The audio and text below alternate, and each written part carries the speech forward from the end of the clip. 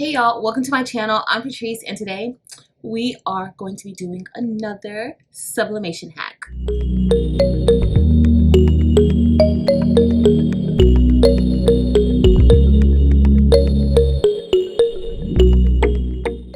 Alright y'all, so everybody wants to get sublimation ink onto cotton, and guess what? That's next to impossible. But there are some hacks that you could do to get that done, and we've showed several of those different hacks as far as getting sublimation ink to appear as though it's onto cotton. We've used Easy Subli, we've used Sublimate Sheet, we've used Glitter HTV, we've used Clear HTV as well. Now, a few months ago, I showed you all how to or how to use your sublimation ink onto direct to film, right? And so today, Yumation sent to me their glitter DTF film so that I can try it out with my DTF printer, of course. But today, we are going to be trying this out with that DTF sublimation hack to see if it is going to work. Now, why is this necessary? It's not necessary. There are so many other ways that you can get this done. However, there isn't quite a way like this to get this type of glitter on top of that ink. So we're going to test this out and see if this is something that will work and something that we would be interested in maybe doing again. So let's get started.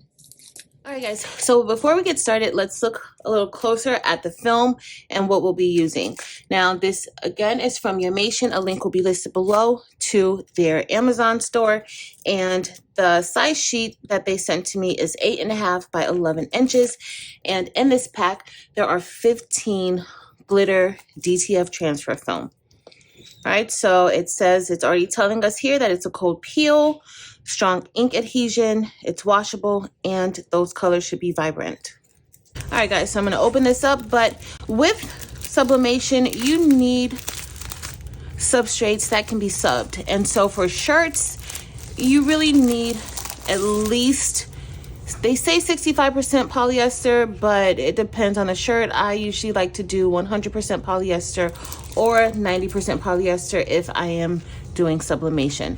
So you do want to make sure that you have that. So this is why a lot of people like to do different things like this, just to get that sublimation ink, which is very, very vibrant, to appear onto cotton shirts. Now you can't really see that glitter. I can see the glitter here, but I don't know if you guys will be able to see the glitter. And so typically DTF film is either clear or cloudy. This is a little cloudy, and it is also very sparkly. So I don't know if you can see the sparkles, but I can definitely see the sparkles. This is more so like a fine glitter. It's not really like a chunky glitter. And once you press this onto your shirt, it will still be smooth. So you won't get that roughness of that glitter, like how glitter HTV can be. Or some glitter HTV now doesn't have that feel. But you can definitely tell the side that needs to be printed on. There's one side that's glossy, and then the other side that is matte, and that is the side that we're going to be printing on. So let's head over to our EPSON 15000 and get this printed out. So today we will be using our EPSON EcoTank 15000, which has sublimation ink inside of it. Okay, so this is different from the ink that comes with your printer. We are going to be printing this onto this film, and we will be placing the film in the rear feed. And again, you want to make sure that if you're using a printer like this, that glossy side needs to be to the back, and the matte side, which is the glittery side, needs to be face forward. I'm going to go ahead and extend that tray because I don't want it to fall on the floor like it did in the last video. And now we're going to get ready to print it out. So this means that the printer is not recognizing the paper. When it prints down the center like that, it's only recognizing a small portion of the paper. And so we're going to have a hack for the hack. So we are going to go for this one more time, and I'm not going to waste this paper. I am going to use it again. That's another thing when you're doing hacks, especially like this and with this DTF film and EPSON printers, it sometimes doesn't read the film, and you don't want to waste money printing and printing and printing. I tried to wipe this off. This particular DTF film is pretty good because that ink is not wet, but we are still going to use it. And I just placed a piece of painter's tape across the width of the sheet. You want to make sure you do that. If you use painter's tape or a piece of paper, you want it to cover that entire part of the sheet, the top part, because if you do, let's say, a little small tap here of painter's tape, it still won't recognize the entire width of your paper. All right, so it looks like it did read the paper this time. So let's see how well it works. All right, y'all, so this is what we have. Of course, it looks very dull and faded. That is because that is what sublimation ink is going to look like, especially when it's printed on a transparent film, being that sublimation ink is pretty transparent itself. So let's go ahead and print out the next image, and we're going to head over to powdering and curing. All right, this is the second print. We are going to get ready to powder it. The one thing that I can say is that I don't see many streaks on this like I did with the DTF film, the other one, the clear DTF film. Okay, y'all, so Yamation also sent me some of their DTF transfer adhesive, and we will be using that today to apply to the back of the sheets that we cut. Now, you want to be careful when using this film. You want to use it in a well-ventilated area. When I'm using my DTF adhesive and making my DTF print, I'm ventilating outside. I have an air filter, and I also have on a mask. This powder could cause some respiratory issues. So you do want to be careful whenever you are using this powder. I know this hack seems fun and people want to do it, but you need to be careful using this material. Okay, y'all, so I went ahead and put all of that Yamation adhesive powder into my bin, and I am going to roll this through the adhesive. You can either do it that way or just sprinkle some on top. That's better. This ink doesn't appear to be that wet, so I don't know if it's the glitter film or what, but it does not appear to be that wet on top of this film. So we're going to see. And you need some of that moisture of the ink so that the adhesive powder can stick to it. Okay, let's see. So I'm just going to take it and just kind of be careful not to touch the ink and just kind of roll it back and forth to coat all of the image. Okay, so it appears as though there is a thin layer of the adhesive powder sticking to the ink. So it is slightly wet. Yep, you can tell. I don't know if you guys can see those crystals. And you do want to just brush off any or pat off any of that extra adhesive that may be around. But it did go on there nicely. Okay, so next we're going to do the next image. And we're going to do the same thing. All right, once we're done, we are going to head over to our heat press, and we are going to cure this. And so I'm just going to place this under the press for about, and you don't want your press to clamp down on it. And so I'm going to be using my HTB Ront auto heat press to get this done. You just want it to kind of hover on top of it. So typically what you could do is, if you have a clamshell type of press, loosen that pressure up all the way, and then if you sit this on top of the bottom plate, your heat press won't clamp down all the way on it. So that is another way that you could do it. But let's head over to the heat press and get these cured. So all we're going to do is pull out our bottom plate, and you want to put the image face side up. Okay, so the shiny side should be touching the bottom of your plate, and we're just going to slide this underneath. We're not going to press it to go down. We're just going to slide it underneath, and we're going to let that sit there for a few. Okay. So this is all done, and I want you guys to notice how this color changed on the image. Now look at that color now. Nice and bright. And what you want to get once you cure it, you don't want that powder feel. You want it to kind of look scaly, like an orange peel or kind of like alligator skin. All right, and so this one is all set too.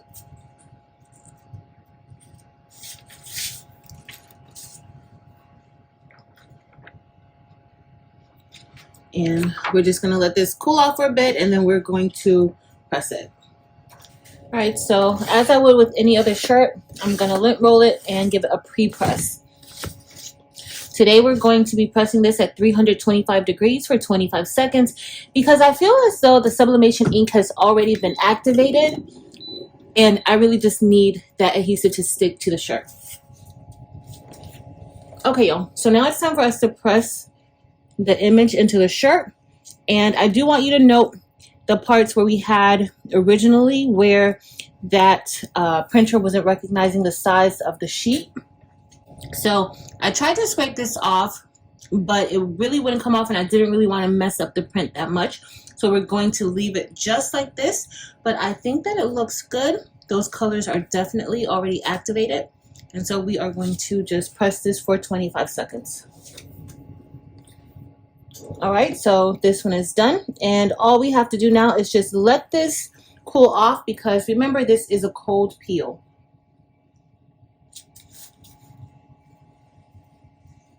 Not going to bore you all with showing you how to do the shirt again.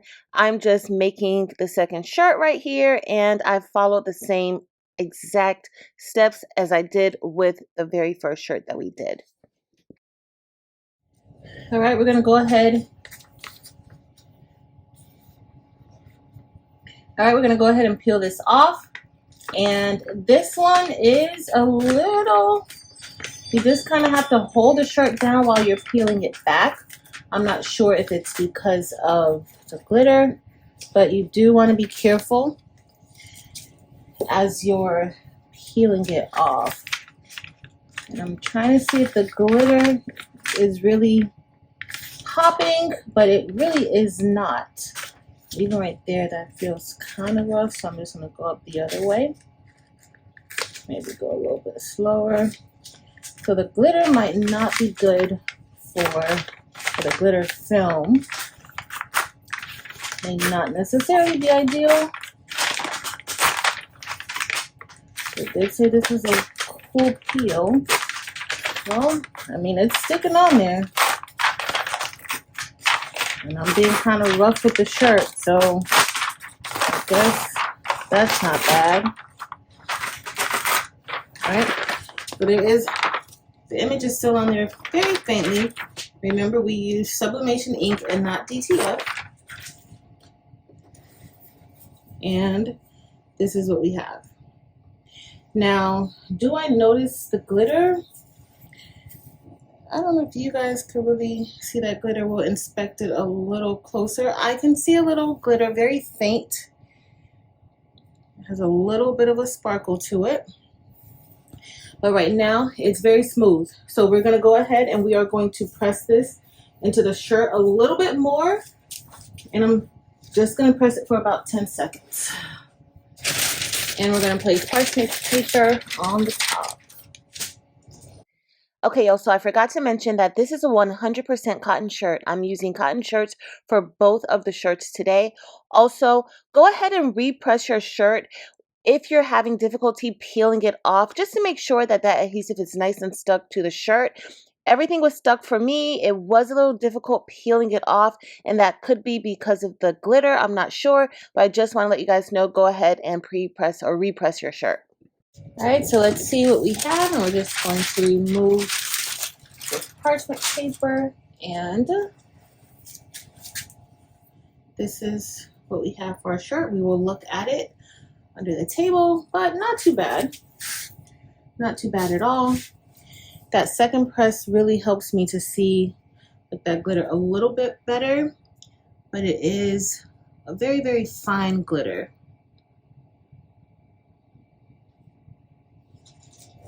So I went ahead and I peeled off the transfer film, and we're going to press this for a second time.